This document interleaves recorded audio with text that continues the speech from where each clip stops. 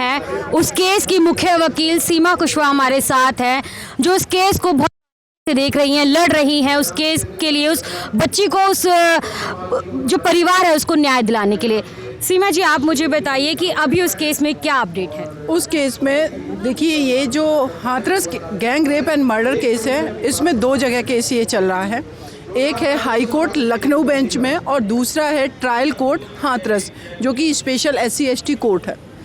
अभी तक मुझे लग रहा था कि ट्रायल जो है ये दिसंबर मंथ में ख़त्म हो जाएगा और उस बेटी को जस्टिस मिलेगा, लेकिन मैं जितना पॉलिटिकल इसमें जो भी स्टंट जो है उत्तर प्रदेश सरकार ले रही है, उसको मैं समझ पा रही हूँ कि इनका पूरा उद्देश्य है कि इस चुनाव तक ये केस डिसाइड ना हो पाए, क्योंकि एग्जीक्यूशन होगा, उनको सज़ा होगी, ये सुनिश्चित हो चुका है।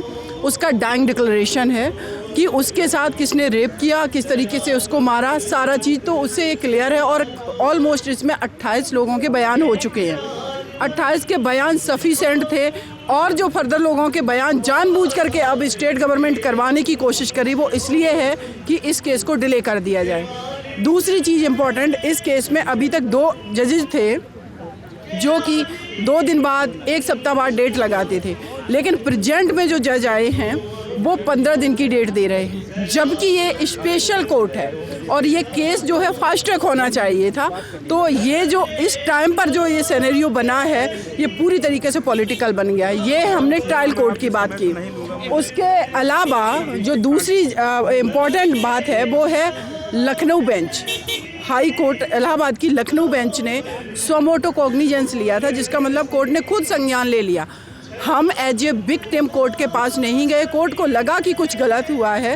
रात में जिस बिटिया को 2:30 बजे जला दिया गया, कोर्ट को लगा कुछ गलत हुआ है, संज्ञान ले लिया। उत्तर प्रदेश सरकार से कहा आप जवाब दो, और कोर्ट ने पीड़ित परिवार को बुलाया। पीड़ित परिवार की तरफ से मैं एज ए वकील वहाँ पर गई। मेरी सबसे पहले मांगें थी कि इस परिवार को वहाँ से रिलोकेशन किया जाए, हाथरस से हटाया जाए, क्योंकि 4 घर वाल्मीकि समाज के थे, जहाँ पर 2 परिवार के सदस्य और लोग ऑलरेडी चले जा चुके हैं। पूरा गांव उस कम्युनिटी का है, उस जाति का है जिन लोगों ने अपराध किया है। अब आप एक बार को सोचिए कि भले ही आपने CRPF सिक्योरिटी लगा दी, उनका जो सोशल वहाँ पर माहौल था वो आइसोलेट हो गए। कोई उनसे बात नहीं करता। उनके घर की छोटी छोटी बच्चियां हैं, 2 साल की, 5 साल की, वो घर से नहीं निकल सकती। एक तरीके से वो कैद खाना बना। तो उत्तर प्रदेश सरकार ने ये कहा था कि हम एक आवाज़ देंगे, रोजगार के आवाज़ देंगे, रोजगार देंगे, केस फास्ट ट्रैक होगा, लेकिन इन्होंने कुछ नहीं किया था अभी तक। लास्ट डेट 16 दिसंबर की हियरिंग थी। कोर्ट में काफ़ी हॉट टॉक हुई, बहस हुई, फिर जाकर के इन्होंने 17 तारीख को एक चीज़ पर एग्री हुए हैं कि हम सरकारी नौकरी देंगे। और जब सरकारी नौकरी की बात आई तो उत्तर प्रदेश सरकार कह रही है, जबकि इन्होंने प्रॉमिस किया था कि हम 3rd ग्रेड की नौकरी देंगे, 3य श्रेणी की नौकरी देंगे, लेकिन वहाँ कह रही है कि या तो आप 4th क्लास की नौकरी ले लो। इसका मतलब आप क्या मैसेज देना चाह रहे हो? या फिर सरकार कह रही है कि आपको प्राइवेट हम नौकरी देंगे। प्राइवेट नौकरी देने वाली सरकार कौन होती है? मतलब सरकार सरकारी नौकरी की बात को प्राइवेट तो मैंने फिर बोला ना कि आप ड्रामा क्यों कर रहे, सीधो बोलो ना कि हमारा पॉलिटिकल स्टंट था। उत्तर प्रदेश सरकार अगर जो आश्वासन दिया था वो पूरा नहीं कर सकती, बोलो ना कि हम भिखारी हैं, मेरे पास कुछ नहीं है दलित समाज को देने के लिए। लेकिन सरकार 25 लाख रुपए दिए हैं पीड़ित 25 लाख रुपए, लेकिन 40 लाख और 50 लाख भी दिए गए हैं। तो दलित परिवार को सिर्फ 25 लाख क्यों? ये बताइए। 25 लाख सरकार ने नहीं दिए। इस देश का जो टैक्स पेयर लोग हैं, ये पैसा उन लोगों का सरकार ने दिया। ये सरकार का मतलब क्या होता है? ये आर्टिफिशियल एक स्ट्रक्चर है। आप मानते हैं कि सरकार बिल्कुल मैं मानती हूँ। मैं तो सीधे सीधे आपको बता रही हूँ। मैंने कोर्ट रूम में बोला है कि ये आपका राजनीतिक स्टंट है। मेरे एफिडेविट जो हमने कोर्ट में फाइल किए विक्टिम की तरफ से, मैंने उसमें कहा है कि उत्तर प्रदेश सरकार, वहाँ का डीएम पूरा भेदभावकारी रवैया अपना रहा है। सिस्टम भेदभावकारी रवैया, सामाजिक स्ट्रक्चर हमारा है कि लोग अभी भी छुआछूत गाँव में मान रहे हैं। लेकिन क्या डीएम जो है उसको ये स्टडी कराई गई है, उसको ये लबासना में पढ़ाया गया है कि उस पीड़ित परिवार को बोला है कि अगर आप को जो उत्तर प्रदेश सरकार ने मांगे पूरी करने की बात की है, अगर वो मांगोगे तो कहेगा कि कुत्ते की तरीके से अगर आप मुंह खोलोगे तो आपके मुंह में जो रोटी है वो भी चली जाएगी। निवाला ये स्टेटमेंट डिस्ट्रिक्ट मजिस्ट्रेट प्रवीण लाखड़ा का है, जो उस टाइम हाथरस में था। तो ये चीज़ें हैं। अभी मैं अपडेट बता रही हूँ, लखनऊ में सरकारी नौकरी जो तृतीय श्रेणी की थी 17 तारीख को ऑर्डर हुआ, देने को तैयार हो गए। हम ये लड़ाई इतनी सी जीत गए क्योंकि हम जिद पर हैं। जो आश्वासन दिया है वो पूरा करना पड़ेगा, नहीं तो ये कुर्सी पर आज कोई बैठता है कल कोई बैठता है। उत्तर प्रदेश के चीफ मिनिस्टर ये ना सोचें कि वो सदियों तक आखिरी सांस तक उस कुर्सी पर है, कोई भी आ सकता है।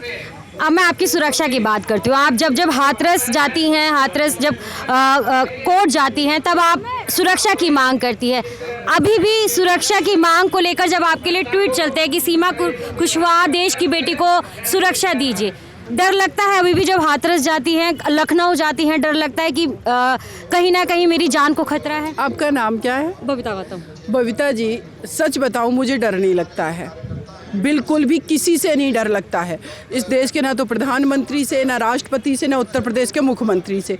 मुझे एक चीज़ से डर लगता है कि जो उम्मीद मेरे देश की 49% बेटियों को सीमा के रूप में एक मिली है कि वो मेरी हक की आवाज़ उठाएंगी, कहीं वो आवाज़ उनकी दफन ना हो जाए, वो उम्मीदें उनकी ना मर जाए। मुझे इस चीज़ से डर लगता है क्योंकि मैं कहीं पर भी जाती हूँ, बेटियां रोने लगती हैं, वो परेशान होती, कहती मैम ये प्रॉब्लम है, वो प्रॉब्लम है। तो मैं अपने लेवल से कोशिश करती हूँ कि उन बेटियों के लिए कुछ करूँ। अगर मैं हर किसी का केस नहीं लड़ सकती तो उनकी काउंसलिंग करती हूँ, उनके लिए डिस्ट्रिक्ट में वकील खड़े करती हूँ।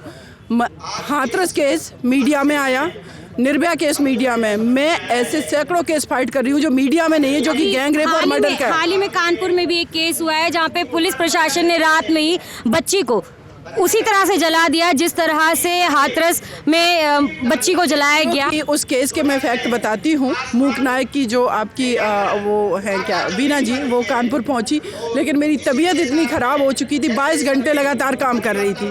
मतलब हाई कोर्ट लखनऊ, सुबह दिल्ली से निकली 5 बजे, फिर हाई कोर्ट लखनऊ, लखनऊ से फिर कानपुर में आकर के, क्योंकि जो एक और केस हुआ था गुलमोहर अपार्टमेंट में जिसमें 10वीं मंजिल से एक बिटिया को रेप करके फेंक दिया गया था, उसकी चार्जशीट फाइल करवाने के लिए कानपुर पुलिस कमिश्नर से मीटिंग करनी थी। 12 बजे मीटिंग ख़त्म हुई, 2 बजे खाना खा रही हूँ, सुबह 4 बजे सो रही हूँ। कंडीशन बहुत ख़राब कभी कभी हो जाती है, इतनी मेहनत होती है। तो वहाँ पर बीना जी से जब हमारी बात हुई, उन्होंने बताया कि अमर उजाला के पत्रकार, उन्होंने बताया 15 साल 15.5 साल की लड़की थी, उसके साथ रेप किया गया, वो प्रेग्नेंट हो गई, उसकी फिर बाद में डिलीवरी हुई, वो पहले ही हो गई उसकी प्रीपोन, और साथ में फिर उस बेटी की डेथ भी हो गई। फोर्सफुली इसलिए जला दिया गया उसको कि ये मैटर हाईलाइट ना हो जाए। तो इस मैटर को भी मैं पूरी तरीके से देखूंगी कि क्या एक्चुअल में इसके फैक्ट हैं और क्या क्या चीज़ें हैं। ये केसेस जो आज हम डिस्कस कर रहे हैं बबीता जी, ये वो केसेस हैं जो मीडिया में बाई चांस आ गए। हज़ारों ऐसे केसेस हैं जो दफन हैं, जो फ्रंट पर हैं ही नहीं, जिनकी FIR लॉन्च नहीं हुई। तो देश की 49% आबादी के लिए मैं हमेशा खड़ी हुई हूँ। और एक और बात कहती हूँ, हाथरस की बिटिया के चारों अपराधियों को सज़ा कराऊंगी और जो उत्तर प्रदेश सरकार ने बोला उसको पूरा करवाऊंगी। आज नौकरी दी, 25 लाख रुपए दिए, आपको घर भी देना पड़ेगा और आपको ज़मीन भी देनी पड़ेगी जो उस परिवार का अधिकार है। Thank you so much. तो ये थी सीमा कुशवाहा जी, जिन्होंने बताया कि जो हाथरस पीड़िता है उसको किस तरह से न्याय दिलवाएंगे। बबीता गौतम के साथ मूक नायक।